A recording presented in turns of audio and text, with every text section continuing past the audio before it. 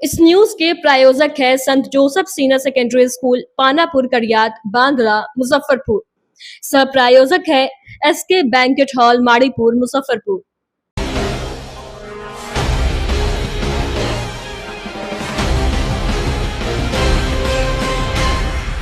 नमस्कार, आप देख रहे हैं डेन न्यूज और मैं हूं आपकी होस्ट श्रुति। खबरों को आगे बढ़ाने से पहले आइए एक नजर डालते हैं उन खबरों पर जो बनी है आज की सुर्खियां।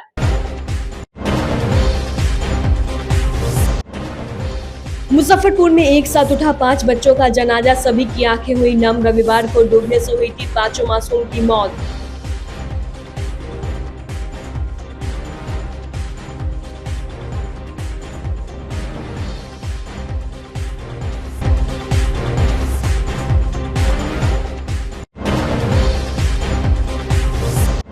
नदी में महिला का शव मिलने से इलाके में सनसनी, हत्या की आशंका।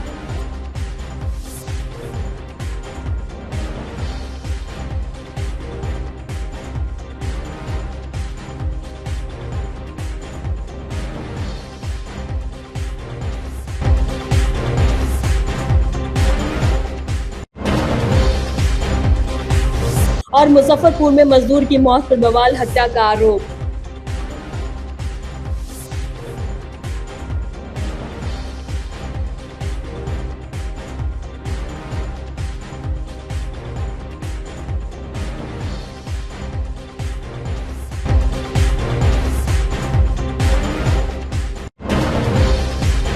तो ये थी आज की सुर्खियां, अब खबरें विस्तार से। कौन जानता था कि एक साथ घर से हंसते खिलखिलाते निकले 5 बच्चे जब लौटेंगे तो कफनों में लिपटकर। 5 मासूम चेहरों की खिलखिलाहट, माँ की ममता भरी नजरें, सब कुछ पानी ने पल भर में छीन लिया। दुनिया ऐसी उजड़ी कि जिसने सुना हर कोई गमगीन हो गया।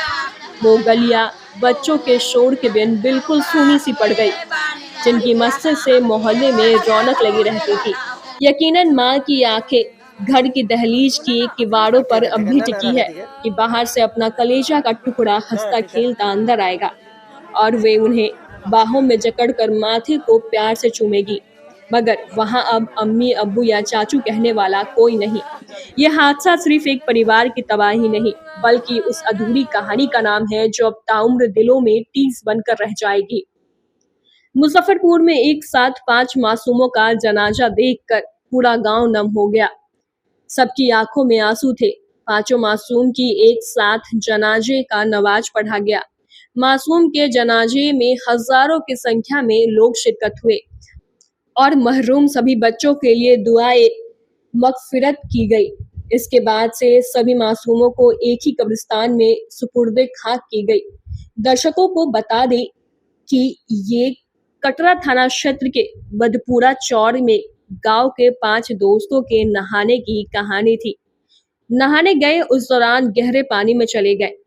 बचाने के चक्कर में एक साथ सभी डूब गए, जिसमें सभी की मौत हो गई थी।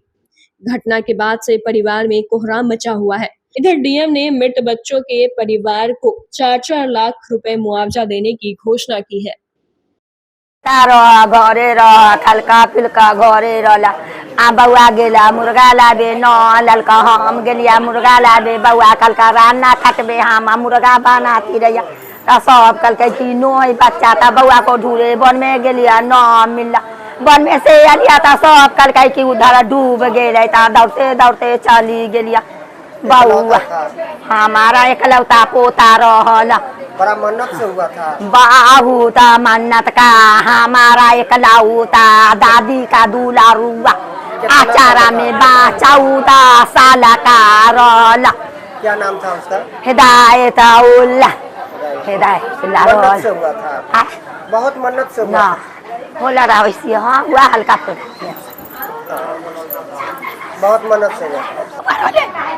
एकलौता हमरा बउआ रहले, हिदायतुल्लाह नाम रख लिए, हिदायतुल्लाह नाम रख लिए। अच्छा लगे हम कल नमाज पढ़े गेले, नमाज पढ़ के आबे तो खाना खेबे, खाना निकाल के रख के रहिए क्या ये तो खाना खेबे आबे तो खाना खेबे आइबे ना कर ले, आइबे ना कर ले इंतजार में लेके आबे हमरा बड़ा मन्नत से हुआ था। बड़ी मन्नत बाप ने 4-5 पे के हम एकलौता रहले। रही जीवन का बना लेते 5 बार के बढ़िया मानते जे चीज को था वही चीज ले देती रहिए वही चीज ले देती रहिए जो चीज को था वही चीज ले देती रहिए। कल बहुत एक दुखद घटना हुई है और जो लो लाइंग एरिया होता है जिसको हम लोग चौर भी कई बार बोलते हैं, वहां पर अभी सब लोग हम लोग जानते हैं कि बारिश का पानी होने के कारण जो है लो लाइंग एरिया में जल जमाव हो जाता है। तो उसी तरह का एक जल जमाव का वो एरिया था और 5 बच्चे, उसमें बड़े बच्चे हैं, उसमें तरह तरह की बात आ रही है। कुछ लोग कह रहे हैं कि उससे रील बना रहे थे, सेल्फी ले रहे थे। इसकी सच्चाई तो पुलिस जब जांच करेगी तो उससे स्पष्ट हो पाएगा। लेकिन एक बहुत दुखद घटना हुई है कि 5 बच्चे नहाने के क्रम में या खेलने के क्रम में या जो भी वहाँ गतिविधि कर रहे थे, शायद उनको तैरना नहीं आता था और उनकी दुखद मृत्यु हुई है। जैसे ही हम लोगों को जानकारी मिली, लोकल गोताखोर के माध्यम से सबको निकलवाया गया। ADO वहाँ पहुंचे। रात्रि में हम लोगों ने जो SKMCH के सुपरिटेंडेंट हैं उनसे अनुरोध कर करके पोस्टमार्टम हम लोगों ने कराया 5 बच्चों का। और जो माननीय मुख्यमंत्री जी की घोषणा है कि 24 घंटे के अंदर 4 लाख की राशि हम लोग परिवार के जो स्वजन हैं, उनके जो मृतक हैं, उनको हम लोग हस्तांतरित करते हैं, तो उसकी भी व्यवस्था कर ली गई है। और राशि भी जो है आज भी उनके परिवार को दे दी जाएगी चेक के माध्यम से। तो बहुत दुखद घटना है और मैं आप लोगों के माध्यम से सबसे अपील भी करना चाहूंगा। कई बार लोग स्टंट करने का प्रयास करते हैं, पुल के रेलिंग पर से छलांग लगाते हैं। जिनको तैरना नहीं आता है वो भी गहरे पानी में चले जाते हैं। बारिश के समय में हम लोग सब लोग जानते हैं कि उत्तर बिहार में जो छोटे छोटे तालाब होते हैं या गहरे स्थल होते हैं, वहाँ पानी काफी मात्रा में जो है वो आ जाता है। और सभी लोगों को इस चीज का, परिवार के लोगों को, सभी लोगों को इसका ध्यान देना चाहिए कि अपने बच्चों को हम लोग सब लोग सुरक्षित रखें। अगर किसी को तैराकी आती है तभी वो जो तालाब हो या नदी हो उसमें जाए। नदी में भी आप देख लें कि अभी जो भी नदियां हैं, ठीक है, डेंजर लेवल से ऊपर नहीं है लेकिन पानी का स्तर कम भी नहीं है, डेंजर लेवल से आधा 1 मीटर ही नीचे है और पानी घटता बढ़ता रहता है। तो हम लोगों को ये प्रिकॉशन लेना चाहिए, सभी लोगों को इसके बारे में जागरूक होना चाहिए।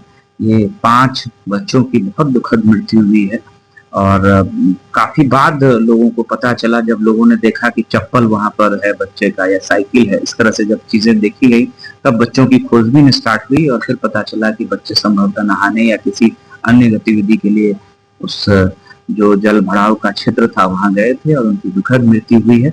हम लोग जो परिवार के सदस्य हैं उनके साथ हम लोगों की संवेदना है और हम लोग जो 4-4 लाख रुपया प्रति मृतक जो परिवार को दिया जाना है वो आज ही हम लोग चेक परिवार के स्वजन को हम लोग हस्तांतरित। मुजफ्फरपुर के औराई के आलमपुर सिमड़ी पंचायत के छोटी सिमड़ी के लखनदेई नदी से एक महिला का शव बरामद हुआ है। वे 2 दिनों से घर से लापता थी। सोमवार के दोपहर महिला के शव पर लोगों की नजर पड़ी और मामले की जानकारी परिजनों को दी गई। सूचना पर पहुंची पुलिस ने जांच पड़ताल शुरू कर दी है। शव को अपने कब्जे में लेकर पोस्टमार्टम के लिए भेज दिया गया है। मृतका की पहचान 27 वर्षीय पिंकी देवी के रूप में की गई है। बताया जा रहा है कि पिंकी देवी की शादी वर्ष 2015 में शाहपुर के मुकेश से हुई थी। शादी के बाद एक छोटा बेटा भी है जो 7 साल का हो चुका है। बीते 2 साल से पति से विवाद चल रहा था, जिसकी वजह से वह अपने मायके में बच्चों के साथ रह रही थी। उसकी सारी खर्च मायके वालों के द्वारा ही की जा रही थी। शनिवार के शाम के दौरान घर से निकली परिजनों ने खोजबीन किया लेकिन कहीं से कोई सुराग नहीं हाथ लगा। वहीं आज शव मिलने से इलाके में परिवार में कोहराम मच गया है। लड़की के हम रखले रही जिंदगी भर से हम ही रखले, कपड़ा लता कुछ न दैया। नाती भेल पेट चीर के रखले लगा, देखे लगी सपना। 9 बजे 7 बजे साँझ में निहाल धोल तो हम करी कि मेला गेल जान देखे। आ उस तरक दिसन गेल, ओकर पति ले गेल कि घींच के हंसे कहलिए फोन कर दिए। हम 2 बेर आई तो ओकर सास कही न है घरे, न है घरे। ओ तो हम कही से घटना हो गई तो मर गए, हम काम कर देबै से कहे छे, काम कर देबै नहीं घरे। गेले मुजफ्फरपुर, गेल मुजफ्फरपुर तो झूठे के बोले छे धर धर कहला खाए। कितना साल से थी लड़कियां? जिंदगी भर हम ही रखले चलिए। बड़ा पड़ता जिंदगी भर वो कपड़ो लता ना मरता पिता था। काहे मरता था? विकलांग रही कनी तैला। पहला मरी। तो तू हमारा कह के देबे न करबे खाए ला तो के रखतब ओकर मतारी न कह के दै चला खाए ला एक चूल्ही पर गिर गेल तब बेटी ई सब जरा देले रहता डॉक्टर में लैली तो हमरा इलाज करा के तो सब छोड़ैली सब जरल लगो था। परेशान रहती थी हमेशा। हाँ बड़ी परेशान कचर के भाई सभी तो न रखते चाचा के बेटा है सरपंच तो वो न रखता वो न खाला देता अपन भाई सभी तो न खाला देता हम कहली भाई ला बियाह करिए बियाह कर लोग सासुर रहेला कि बियाह करे नैरा में रहेला। कितना साल का बच्चा है उसके पास? 7 है ना। पढ़ाई करता है? पढ़ाई तो न होते अभी न दे तो हम तो देखबे न करे तो के जबरदस्ती ले गया। क्या घटना घटित हुई है? पिंकी सुबह सुबह मालूम हुआ है कि पिंकी कुमारी का जो है खेत में गई थी घूमने, इसके बाद वहाँ से शौच करने गई थी। नदी के किनारे लखनदई नदी में संजोग से गड्ढा जेसीबी का था किनारे में, उसी में लुढ़क के उसका जो है मृत्यु हो गया। 2 दिन बाद उसको जानकारी मिला है, लोग खेत में बैगन रोपने के लिए गया था तो वही देखा है, इसके बाद गांव में खबर किया। कितनी उम्र थी लगभग? लमसम 27-28 साल का उम्र था उसका। शादीशुदा थी? शादीशुदा थी, एक बच्चा भी। मायके में रह रही थी? मायके में 2 साल से रह रही थी, पति से थोड़ा सा मतांतर था, अनबन। मुजफ्फरपुर के काटी थाना क्षेत्र के सदातपुर के कपड़पुरा रोड स्थित फ्लाइस ब्रिक्स फैक्ट्री में कार्यरत एक मजदूर की संदिग्ध स्थिति में मौत हो गई। पोस्टमार्टम के बाद आक्रोशित परिजनों ने फैक्ट्री संचालक पर हत्या का आरोप लगाते हुए शव को फैक्ट्री के बाहर रखकर घंटों जमकर हंगामा किया। फैक्ट्री को बंद करने और मुआवजे की मांग करने लगे। वहीं घटना की सूचना पर काटी थाना की पुलिस मौके पर पहुंचकर आक्रोशित परिजनों को शांत कराया। मृतक की पहचान बजहीला गांव निवासी 45 वर्षीय मनोज कुमार के रूप में हुई है। मृतक के परिजनों का कहना है कि मनोज पिछले 1 वर्ष से फैक्ट्री में मजदूरी का काम करता था। 15 दिन पहले पैसे के लेन देन को लेकर मालिक से विवाद हो गया था। मालिक के द्वारा जान से मारने की धमकी दी गई थी। रविवार को मिक्सिंग प्लांट में कार्य करने के दौरान अचानक से मालिक के द्वारा स्विच ऑन कर दिया गया, जिसमें मनोज कुमार गंभीर रूप से घायल हो गया। फैक्ट्री संचालक के द्वारा ही घायल मनोज को अस्पताल में भर्ती कराया गया, जहां इलाज के दौरान मनोज की मौत हो गई और घटना की सूचना परिजनों को देर से दी गई। वहीं घटनाक्रम का सीसीटीवी फुटेज तेजी से वायरल हो रहा है। मौके पर मौजूद दरोगा के द्वारा परिजनों के हंगामे की सूचना वरीय अधिकारी को दी गई, जिसके बाद फैक्ट्री को सील कर दिया गया। काटी थाने की पुलिस सीसीटीवी फुटेज के आधार पर आगे की कार्रवाई कर रही है। जी यहाँ काम कर रहा था, ये करीब 1 साल से लगभग यहाँ। सुने थे कि 15 दिन से इसके पैसा का लेन देन का कुछ भगचा हो रहा था, और ये भी सुनने में आया कि धमकी दिया इसका मालिक जो है कि ज़्यादा बकझा करेगा तो मरवा देंगे इसी मिक्सिंग मशीन में दबा करके। कल क्या घटना हुआ था?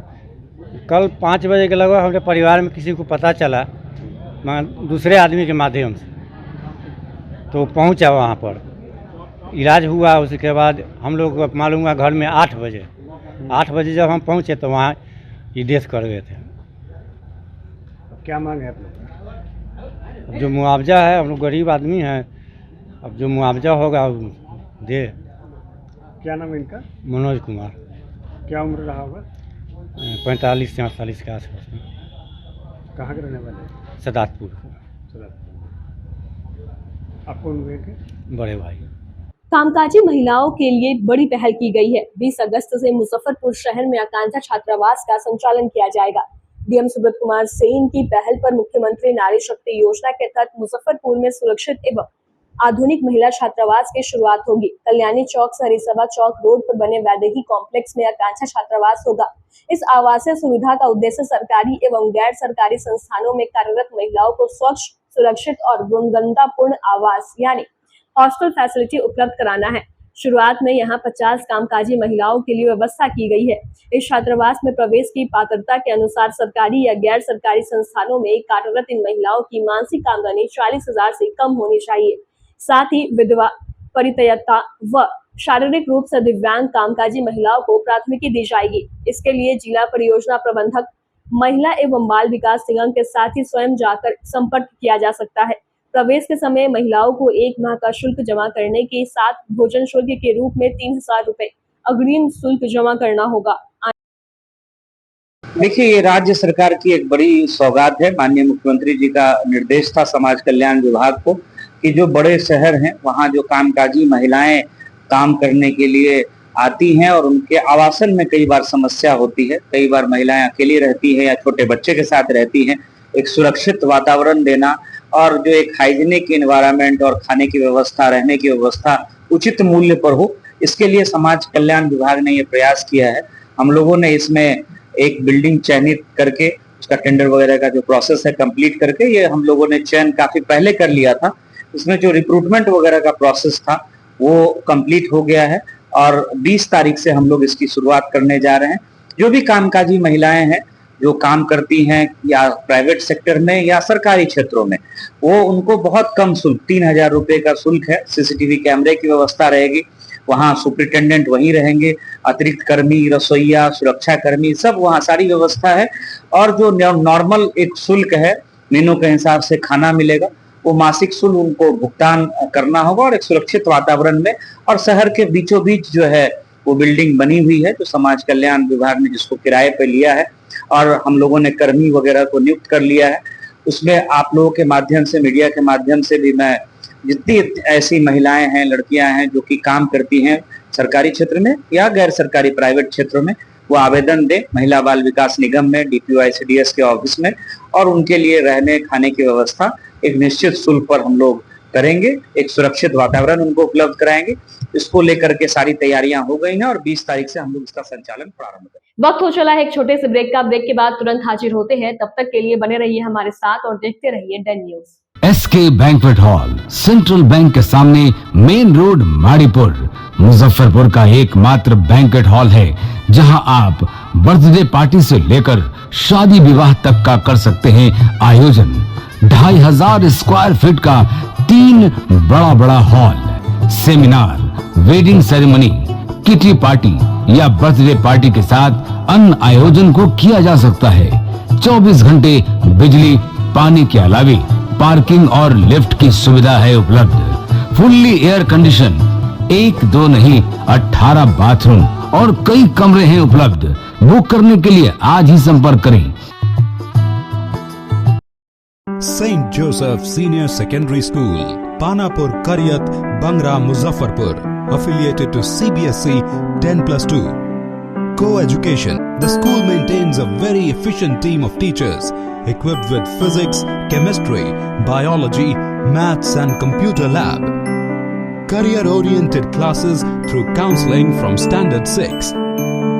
Skill development through yoga, dance and music. Route-wise vehicle facilities available. Separate hostel facilities for boys and girls. School is always ahead in participating cultural, literacy and other similar activities both at city and state level. Our result in boards, IIT, PMT show our effort. Registration for admission is going on. Registration forms available on Lenin Chowk and John Chhapra also. Break के बाद एक बार फिर से आपका स्वागत है। तो लिए बढ़े चलते हैं आपको अगली खबरों की ओर। मुजफ्फरपुर में मतदाता जागरूकता अभियान को लेकर प्रचार वाहनों को रवाना किया गया। समाहरणालय परिसर से 13 मोबाइल प्रचार वाहनों को डीएम जिला निर्वाचन पदाधिकारी सुब्रत सेन ने हरी झंडी दिखाकर रवाना किया। ये वाहन जिले के सभी 11 विधानसभा क्षेत्रों में जाएंगे। मतदाताओं को ईवीएम और वीवीपीएटी की कार्यप्रणाली से अवगत कराएंगे। प्रत्येक वाहन पर मास्टर ट्रेनर नियुक्त किए गए हैं जो मतदाताओं को मशीन के बारे में जानकारी देंगे और हैंडल्स ऑन ट्रेनिंग भी देंगे। बैनर और स्टैंडी लगाए गए हैं ताकि प्रसार को और अधिक प्रभावी बनाया जा सके। यह अभियान अगले 20 दिनों तक चलेगा। ग्रामीण और शहरी दोनों क्षेत्रों में मतदाताओं तक पहुंचकर उन्हें जागरूक किया जाएगा। इस दौरान डीएम सुब्रत कुमार सेन ने कहा कि लोकतंत्र की मजबूती के लिए मतदाताओं की सक्रिय भागीदारी ही सबसे बड़ा आधार है। इस पहल से मतदाता मतदान प्रक्रिया से पूरी तरह परिचित होंगे और आत्मविश्वास के साथ मतदान करेंगे। मतदान जागरूकता को लेकर के हम लोगों ने ईवीएम डेमोन्स्ट्रेशन वैन जो कि विभिन्न प्रखंड के गांवों में जाकर के लोगों को ईवीएम के बारे में और पूरी मतदान प्रक्रिया के बारे में जागरूक करेगा। उस रथ को हम लोगों ने, उन गाड़ियों को हम लोगों ने यहाँ से रवाना किया है। कुल 11 विधानसभा क्षेत्रों में 13 गाड़ियाँ विभिन्न गांवों का भ्रमण करेगी, बूथ्स पर जाएंगी और जो एक हैंड्स ऑन ईवीएम पर कई मतदाताओं की इच्छा रहती है कि मतदान से पहले डमी वोटिंग करके वो देखें, उसको समझें, उसकी प्रक्रिया के बारे में जानकारी प्राप्त करें। तो ये कार्यक्रम अगले 2-3 हफ्तों तक जो हम लोगों ने रूट प्लान बनाया है उसके हिसाब से सभी विधानसभा क्षेत्रों में ये कार्यक्रम चलेगा और उसको लेकर के कुल 13 गाड़ियां जिलों से जो है प्रखंडों में भेजी गई है, जिसमें हमारे पुलिसकर्मी हैं, मजिस्ट्रेट हैं और हमारे मास्टर ट्रेनर हैं। साथ ही ईवीएम वीवीपैट की जो एक यूनिट है वो भी हम लोगों ने दिया है। और जैसा मैंने आपको बताया कि रूट प्लान के माध्यम से ये सभी पंचायतों का भ्रमण करेंगे, सभी विधानसभा क्षेत्रों में, और लोगों को ईवीएम और मतदान की प्रक्रिया के संबंध में जागरूक करेंगे। क्या प्रत्येक गाँव? हाँ, रूट प्लान हम लोगों ने बनाया है, क्लब किया है। हम लोगों ने राजस्व ग्रामों को, जो वहाँ के बूथ है वहाँ पर ईवीएम डेमोन्स्ट्रेशन होगा, कई अन्य स्थानों पर जो महत्वपूर्ण स्थान है वहाँ पर होगा और फिर संध्या में जो है उसको ब्लॉक हेडक्वार्टर में ईवीएम को सुरक्षित रखा जाएगा। तो इसको लेकर के डिटेल तैयारी भी हुई है। कल हम लोगों ने ट्रेनिंग भी दिया है, मास्टर ट्रेनर, मजिस्ट्रेट्स और जो हमारे बीडीओ और प्रखंड स्तर के अन्य पदाधिकारी हैं। तो ये कार्यक्रम अगले 15-20 दिनों तक जिले भर में पूरे प्रखंड में हर एक पंचायत में ये वैन के माध्यम से हम लोग जागरूकता कार्यक्रम जो है वो चलाएंगे और प्रचार प्रसार हम लोग करेंगे। चुनाव की तिथि भी हम लोग जानते हैं कि अब बहुत दूर नहीं है। सभी लोगों को जो मतदान की प्रक्रिया है उसमें निश्चित रूप से अपनी भागीदारी निभानी चाहिए, अपना समय निकालना चाहिए और जो मतदान का प्रतिशत है उसको हम लोग बढ़ाएं। उसी को लेकर के ये पूरी जो है स्वीप की जो गतिविधि है, ईवीएम डेमोन्स्ट्रेशन, उसका एक इम्पॉर्टेंट पार्ट होता है। ये आज हम लोगों ने यहाँ से झंडी दिखा करके वाहनों को रवाना किया है। बिहार राज्य नल जल अनुरक्षक संघ द्वारा समाहरणालय परिसर में एक दिवसीय धरना दिया गया। धरना के माध्यम से सरकार से मांग की गई कि उनका बकाया भुगतान किया जाए। जिलाध्यक्ष परशुराम पाठक ने कहा कि करीब 5-6 साल से अनुरक्षकों को भुगतान नहीं हो रहा है। 1 साल का पैसा आया भी तो उसमें वार्ड सदस्य सहित कई लोगों ने लूट खसोट कर लिया। इसलिए हमारी मांग है कि इस लूट खसोट की व्यवस्था को बंद किया जाए। अनुरक्षकों को न्यूनतम मजदूरी के तहत 18,000 रुपए प्रति माह दिया जाए, जो अभी 2,000 दिया जा रहा है, क्योंकि इसमें पूरे दिन का समय लगता है। इसलिए इनको महीने का भुगतान किया जाए। इसके अलावा कई जगहों पर अनुरक्षकों पर मुकदमा दर्ज हुआ था, इसे वापस लिया जाए। इन्हीं सब मांग को लेकर आज एक दिवसीय धरना का आयोजन किया गया। इसे लेकर जिलाधिकारी को एक ज्ञापन भी सौंपा जाएगा। आज बिहार राज्य नल जल अनुरक्षक संघ एक्टू की ओर से एक दिवसीय धरना जिला पदाधिकारी के समक्ष, यहाँ पर सैकड़ों की संख्या में अनुरक्षक जो भूधारी हैं, जो ज़मीन अपनी दे करके उसमें टंकी पंप सेट लगवाया और जिससे जो बिहार सरकार की जो नल जल योजना है, जो महत्वाकांक्षी योजना है, उसको चलाने का काम यही अनुरक्षक लोग करते हैं। लेकिन इन लोगों का डिमांड है कि 5-6 साल से जब से ये चालू है, लोग लगे हुए हैं, तब से पैसा मुजफ्फरपुर के अनुरक्षकों को नहीं आया। बीच में आया भी है 24,000 या कुछ रुपया, उसमें वार्ड मेंबर से लेकर के कई लोग इसमें हिस्सेदारी करते हैं। जैसे लगता है कि फ्री में कोई पैसा दे दिया भूधारी को और उसमें से हिस्सा बांटने के कारण कई तरह के विवाद हो रहे हैं। सही ढंग से जो एक बार 24,000 रुपया एक मुश्त राशि दी भी गई है, उसको भी सही ढंग से अनुरक्षक को नहीं मिल पाया है। तो ये जो महत्वाकांक्षी सरकार की योजनाएं हैं, इसमें हम लोगों का डिमांड है कि ये तमाम अनुरक्षक को जो अपनी ज़मीन दे दिए हैं, उनको चतुर्थ वर्गीय कर्मचारी स्वास्थ्य जो पीएचडी विभाग है उसमें इनको चतुर्वर्गीय कर्मचारी का दर्जा दिया जाए।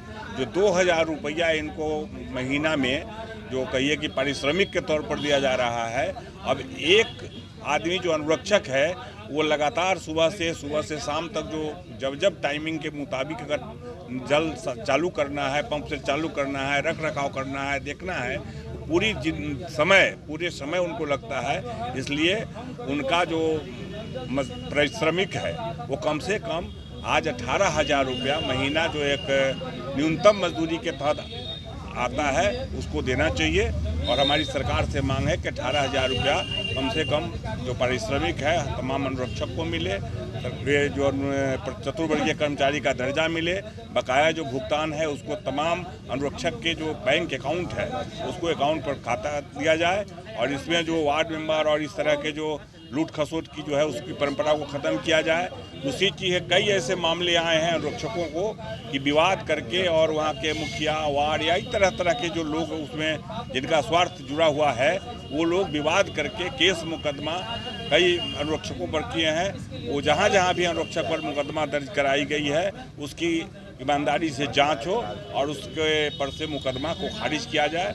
इन्हीं सब सवालों को लेकर के आज हम लोग का 1 दिवसीय धरना यहाँ है। हम उम्मीद फाउंडेशन परिवार की ओर से मुजफ्फरपुर के रेलवे स्टेशन पर संस्था द्वारा असहाय एवं जरूरतमंद लोगों के बीच निःशुल्क भोजन वितरण किया गया। यह कार्यक्रम पूरी तरह से उम्मीद फाउंडेशन परिवार के सामूहिक सहयोग मिला। मौके पर चंद्र प्रकाश गुप्ता, प्रतीक कुमार, आशीष कुमार, अजय कुमार, रवि कुमार चौहान समेत कई गणमान्य लोग मौजूद रहे।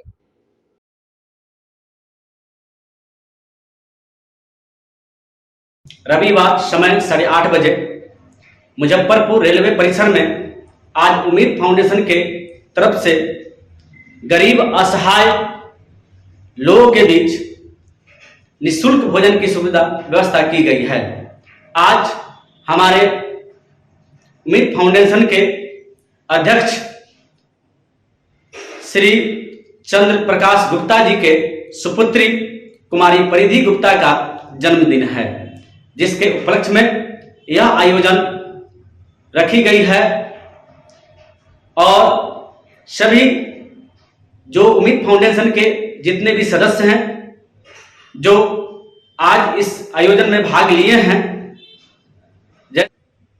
जैसे महासचिव प्रतीक कुमार जी, मीडिया प्रभारी रवि कुमार चौहान, संगठन मंत्री गणेश कुमार और सलाहकार सलीम हुसैन जी और अन्य साथी जैसे रफीक उर्फ रिंकू भैया, श्याम किशोर भैया जी, सनी भूषण जी, संजय जी, बिरजू जी, फैजान जी, दीपक, राजा आदि सदस्यों ने इसमें भाग लिया।